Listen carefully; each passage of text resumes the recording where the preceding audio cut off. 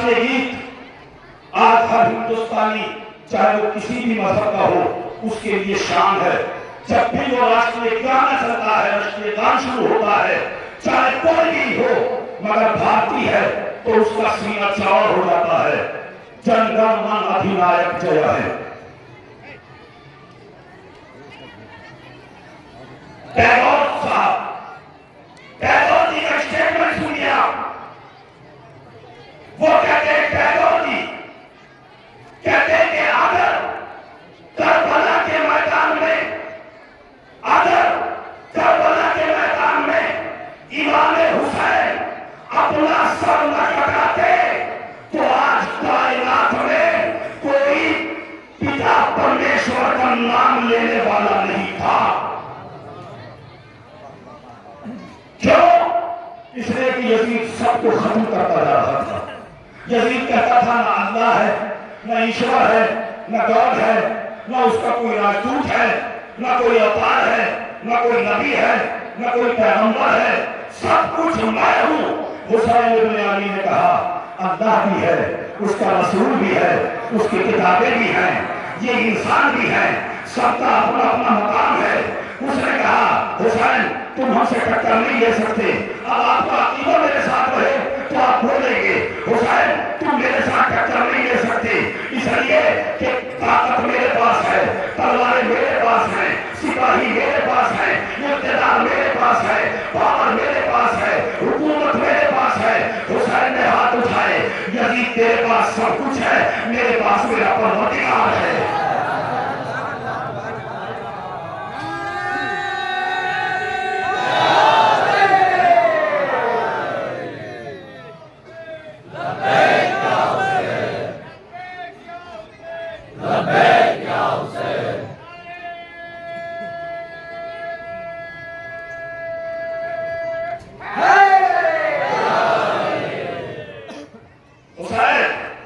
आप तुम उससे टक्कर ले रहे हो, आप तुम्हें मदीने में नहीं रहने देंगे।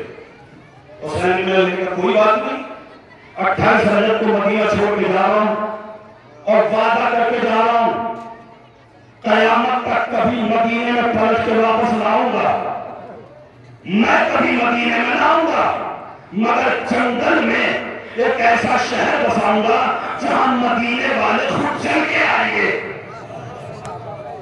हुसैन कहां जाओगे? तुम मक्के में जाओ फिलहाल तो। अच्छा मक्के में क्या करने वाले हो? तो मक्के में हम इस्लाम की सबसे बड़ी इबादत हज करने वाले हैं। हुसैन हज नहीं करने देंगे, जो मुलायदा फरमाइएगा। हुसैन हज नहीं करने देंगे, कोई बात नहीं, एक हज को छोड़ोगे, मैं काबे को छोड़ के जा रहा हूँ, एक हज को छोड़ के जा रहा हूँ, मगर अली का बेटा न कहना अगर ऐसा शहर न बना दूं कि अच्छो काबे में आएगा तो एक हज का सवाब पाएगा, मेरे शहर में आएगा 90 हज का सवाब पाएगा।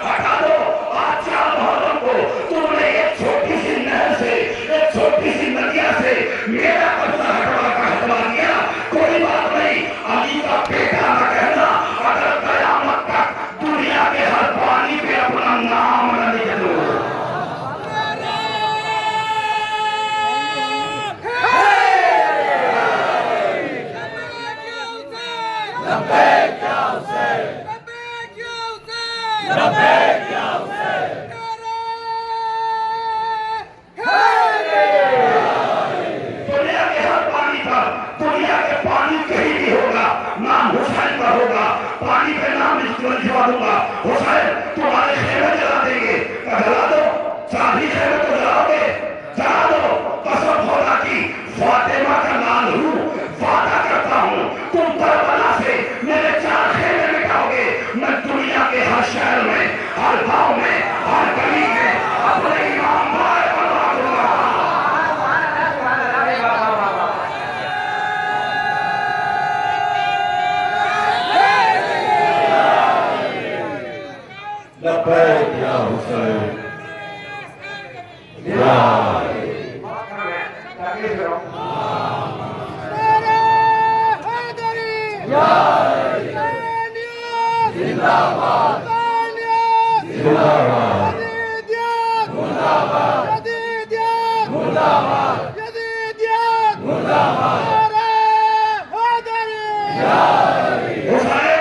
तुम्हें झुकना पड़ेगा।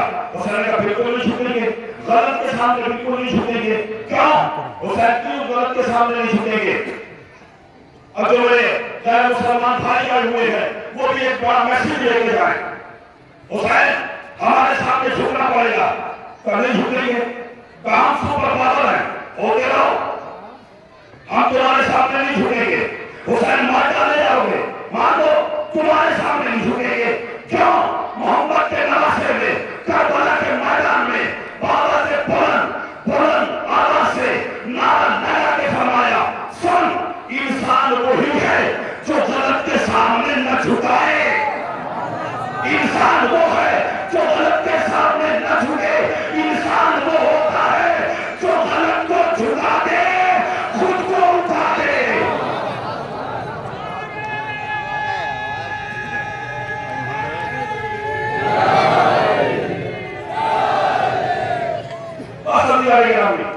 बात लंबी होती चली जाएगी, जल्दी से सुनिए। यजीद ने अपना रिश्ता इकट्ठा करना शुरू किया। हमारे हिंदुस्तान की हिस्ट्री है, सुनिएगा। हमारे हिंदुस्तान में सन 680 में सम्राट हर्षवर्धन का राज था। हमारे भारत के जो राजा थे सम्राट हर्षवर्धन थे। सम्राट हर्षवर्धन को यजीद ने खत लिखा। सम्राट हर्षवर्धन भारत के राजा महाराजा, मैं इस्लामी हुकूमत का वकील हूं और मैं तुमसे कहता हूं मुझे अपने हिंदुस्तान के 5000 सिपाही दो। सम्राट हर्षवर्धन ने खत लिखा।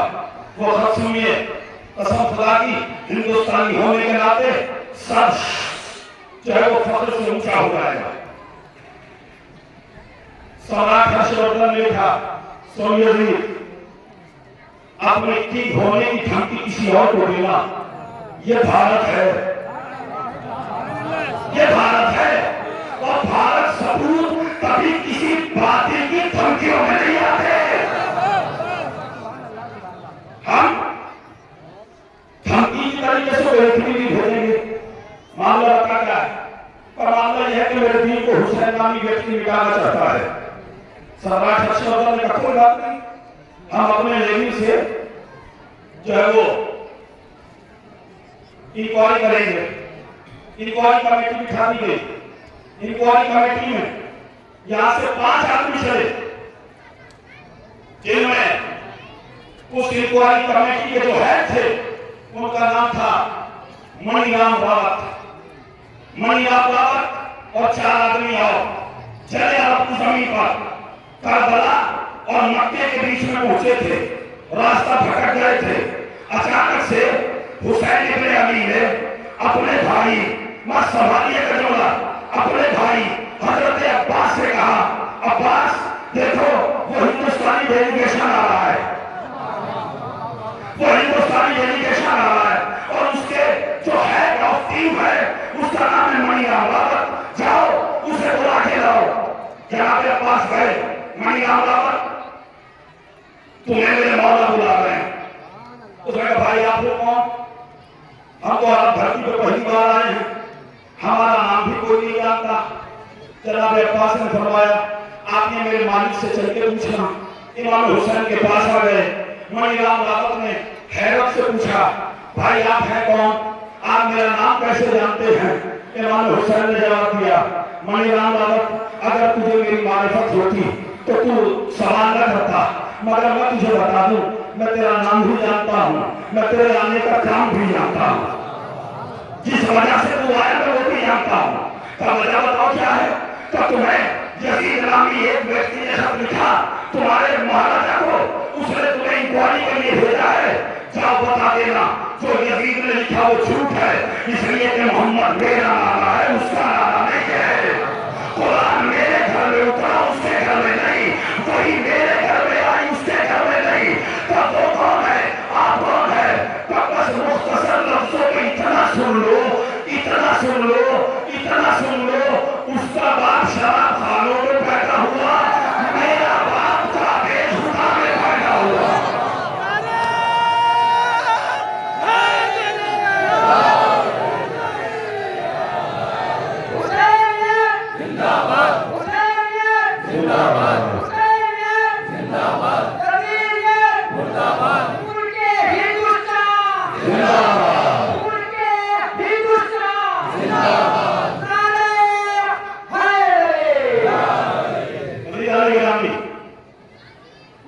बगावत बनाने के बाद रिपोर्ट दी, हुजूर मामला उल्टा है।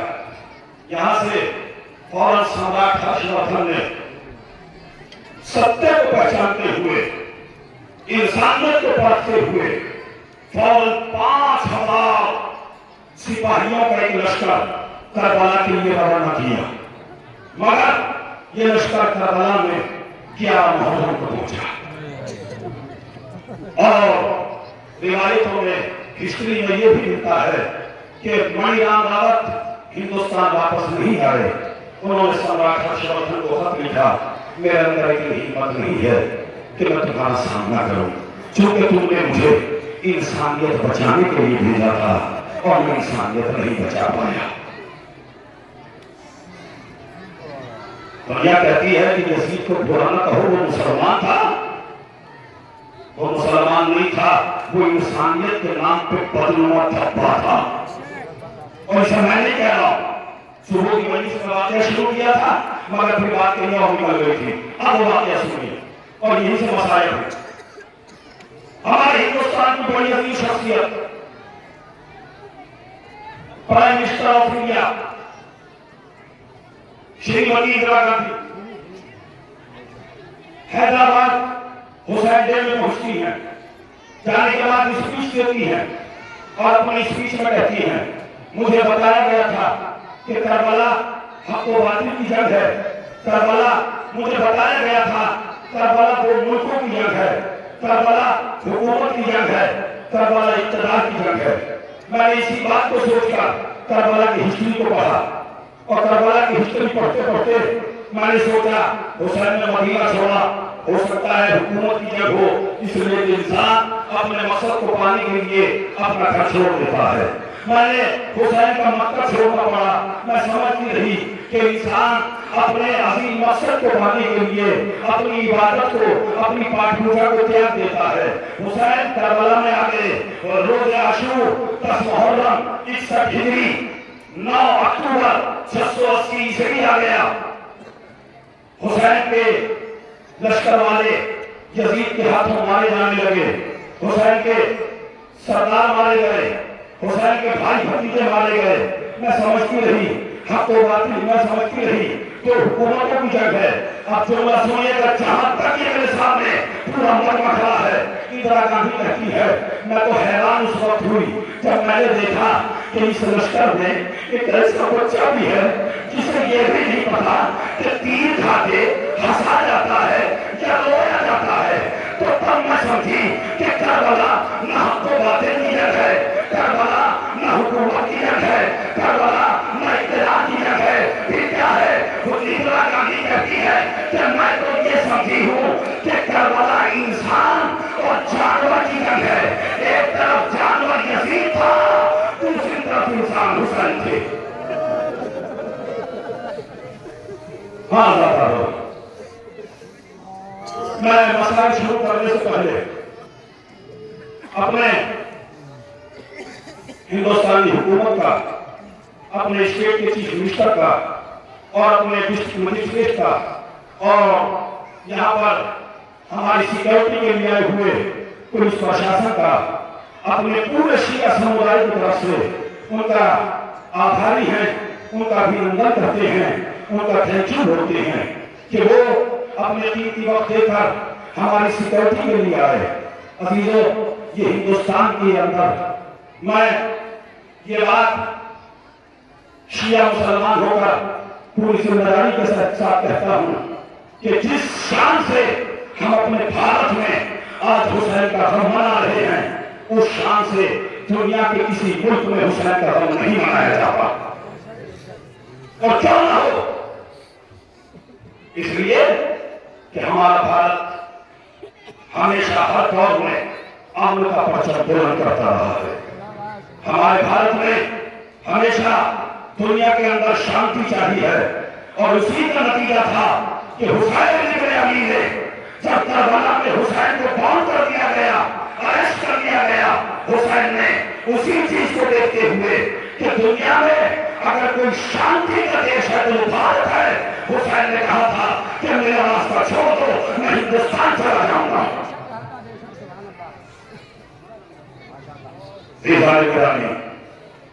हिंदुस्तान आज पूरा हिंदुस्तान मिलकर, शिया सुन्नी हिंदू मुस्लिम सब मिलकर आज अपनी अपनी बस्तियों में अदमे हजरत हुसैन उठाकर आवाज दे रहे हैं।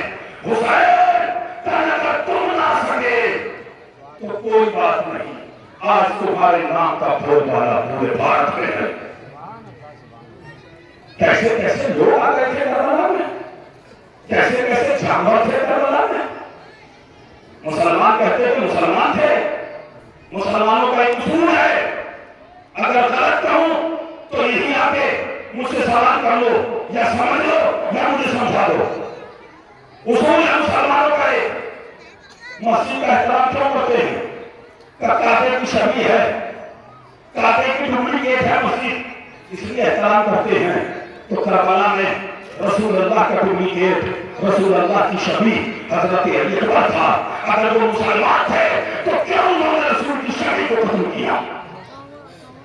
रसूल की छवि को कत्ल करना इस बात की दलील है कि वो किसी भी धर्म के नहीं थे, और कोई भी धर्म उनको एक्सेप्ट भी नहीं कर सकता, क्योंकि आतंकवाद का पाठ कोई भी धर्म नहीं पढ़ा था। बस कैसे कैसे जानवर थे। हुसैन इब्न अली अकेले खड़े, 70 मारे गए हुसैन के चलाने वाले, 70 मारे गए। महीनों में, हफ्तों में एक बम ब्लास्ट करके, मिसाइल अटैक करके, ड्रोन अटैक से, आत्मघाती बम से नहीं, हुसैन के सामने तलवारों से, तीरों से, पर्चियों से, भालों से मारा गया। हुसैन का 35 साल का भाई मार डाला, हुसैन का 13 साल का भतीजा मार डाला, हुसैन का 18 साल का करियर जवान मार डाला। अब रोना शुरू किया है ना, तो अपनी आवाज करबला में पहुंचाओ, इसलिए कि करबला में हुसैन, आज इस वक्त करबला में हुसैन अपने फैमिली मेंबर्स के साथ भी हैं और अपने 72 साथियों के साथ भी हैं, और लड़ने के लिए कितने आए हुसैन से? 1000, 2000, 5000 नहीं, हिस्ट्री के एतबार से 9 लाख, 9 लाख के लड़ने में घिरा है फातिमा का जानी। 10 मुहर्रम का दिन आया, एक हमारा जाता रहा। हुसैन दुनिया में ना ऐसी बहन देखी, ना ऐसा भाई देखा। करबला में भाई का किरदार, भाई का नेचर ये रहा, भाई का कैरेक्टर ये रहा, भाई का काम ये रहा कि मैदान से जनाजे उठा उठा के लाता रहा। बहन का काम ये रहा खेलों में बैठ के जनाजों पे मातम करती रही। और एक वक्त वो आया, एक टाइम वो आया, हुसैन ने आवाज दी, 9 लाख के लश्कर में हुसैन ने पढ़ के कहा, कोई है तुम में जो मेरी मदद करते हो? किसी को गैरत न आई, किसी को शर्म न आई। हुसैन ने दूसरा जुमला कहा, अरे अगर तुम्हारा कोई दीन नहीं है तो बेदीन बन के, आजाद बन के रह लो। कोई आवाज न आई। हाँ, जवाब तो आया, मगर जबान से जवाब न आया, तीरों से जवाब आया। हुसैन ने एक मतलब फरमाया, फिर फरमाया, कोई है जो मेरी मदद करे? हुसैन के खेमों में, हुसैन के टेंट हाउस में, हुसैन के जो टैक्स लगे हुए थे, उनमें से रोने का शोर उठा। कौन? क्यों रो रहे हो? कई 6 महीने का छोटा सा बच्चा है, उसने अपने आप को झूले से, पालने से गिरा दिया। हुसैन आगे बढ़े, उस 6 महीने के बच्चे को गोद में उठाया, और गोद में उठाने के बाद उस 9 लाख के लश्कर के सामने हुसैन ने बुलंदी पे पहुंचे, एक ऊंचाई पे पहुंचे। और जाने के बाद हुसैन ने कहा, जालिमों, एक 9 लाख के लश्कर वालों, तुम में बहुत से ऐसे होंगे जिनकी औलाद है, सुने, ये मेरा 6 महीने का बच्चा है, इसकी मां का भूख प्यास की वजह से इसकी मां का दूध सूख गया है और ये बच्चा 3 दिन से प्यासा है। ये सामने दरिया बह रहा है, इस दरिया से 2 घूंट पानी इस बच्चे को पिला दो। कोई आवाज ना आई, सब चुप खड़े रहे। एक आवाज आई, हुसैन, हुसैन, हमारा ऑर्डर है, इस दरिया से जानवर पानी पीने, इंसान पानी पीने, मगर तुम्हें एक कतरा पानी न दिया जाएगा। क्या सुन रहे मेरे दोस्तों? 9 मुहर्रम है, शामे शबे आशूर है। मैं आपको बता दूं, आज के करने का वक्त है, 1 मिनट में आज ये रौनकें हैं, कल ये रौनक उजड़ जाएगी। अल्लाह कोई आवाज ना आई। हुसैन इब्न अली ने दूसरा काम किया। अच्छा ठीक है, तुम ये समझ रहे हो, सुने, चाहे वो कोई भी समाज का मेरा भाई खड़ा हो, 6 महीने का बच्चा है और हुसैन इब्न अली हैं और पानी मांग रहे हैं, कोई पानी नहीं देता, तो हुसैन इब्न अली ने यह किया कि करबला की तपती हुई जमीन पे अपने बच्चे को लेटा दिया और एक जुमला कहा, जालिमों, अगर तुम्हें ये लगता है कि इस बच्चे के बहाने मैं पानी पी लूंगा, तो आओ मेरे बच्चे को खुद पानी पिला दो। कोई आगे ना बढ़ा। हुसैन ने अपने बच्चे को फिर गोद में उठा लिया और एक जुमला कहा, मेरे बच्चे, मुझे जो कहना था मैं कह चुका। मेरे बेटा, अब तू भी इनको बता दे कि तू कितना प्यासा है। अभी तो बच्चे की गर्दन लश्कर की तरफ घूमी। बच्चे ने अपने छोटे 6 महीने का बच्चा है भाई, 6 महीने के बच्चे ने अपने छोटा सा मुंह खोला, छोटी सी जबान निकाली, सूखे हुए होठों पे फेरी और आप कमलोए,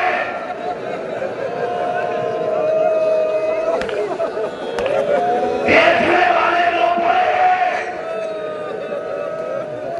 मगर फिर भी रहम ना आया, फिर भी रहम ना आया। सुनिएगा बात रोक के, आज जिस तरीके से युवा